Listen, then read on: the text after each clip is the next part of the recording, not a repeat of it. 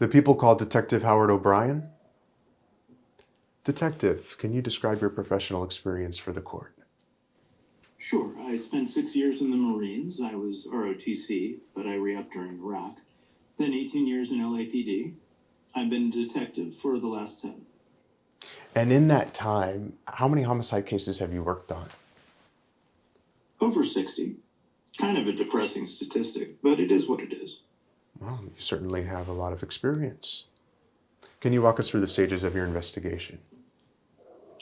Certainly. My partner, Detective Long, and I arrived on the scene at 9:45 a.m. Patrols had already secured the area, and a forensic unit was on the way. But even without forensics, it was obvious the victim had suffered blunt force trauma to the head. There was quite a bit of blood, so our first priority was to preserve and collect any evidence. Was there any evidence?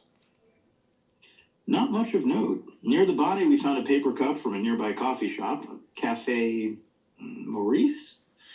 We also found a shard of glass with a rounded edge, which we surmised was from a side view mirror of a vehicle, but we checked all the vehicles in the lot. None of them had broken mirrors. Any security footage? None that was useful. There were no cameras in that garage, only by the entrance and by the elevator. And there were no unusual or unaccounted for vehicles entering that morning. So based on that, we surmised the killer must have entered on foot. All right. And having canvassed the scene, what did you notice? Our next priority was to interview any witnesses we could find. I see. And can you take us through each of those witnesses? Well, that's when the head of security gave us a list of names of ongoing threats. Was the defendant's name on this list?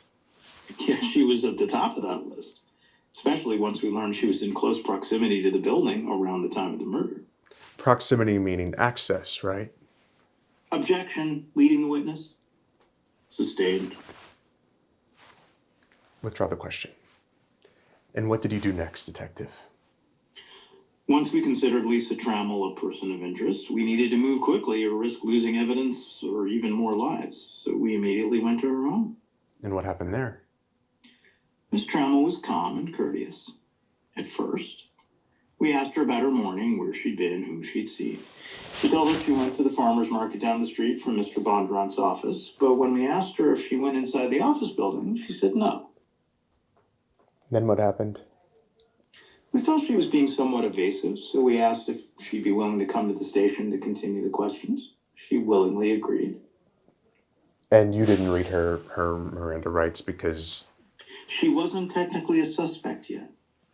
And as I said, she volunteered to go to the station.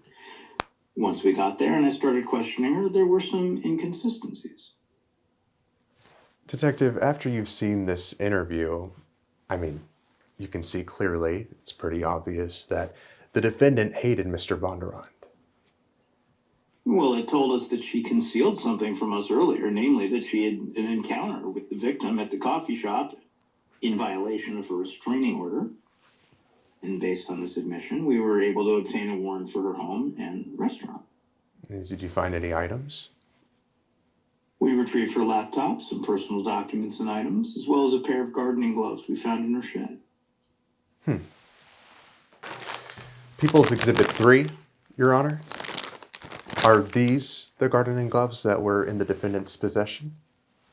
They are. Well, these gloves, they were tested and later determined to have Mr. Bondurant's blood on them. That's correct. It's interesting.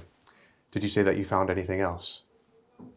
Nothing of note, but what was more interesting was what was missing from the house.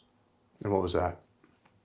In the course of our search, we found a toolkit in the defendant's shed. It was a commercial one with a space for every tool. Only one tool was missing, a hammer. And why would that be interesting? Objection. This line of questioning is nothing but speculation. Your Honor, the witness is clearly just testifying on his own opinions based on his extensive professional experience. Overruled. Witness may answer. I'll ask the question again, Detective. Why is the defendant's missing hammer so interesting? because when the forensics team arrived on the scene, they were able to determine that the wound that killed Mr. Bondurant had an unusual circular shape. There are not many blunt instruments in that shape that come to mind, but a hammer is one of them. Thank you, Detective. Nothing further.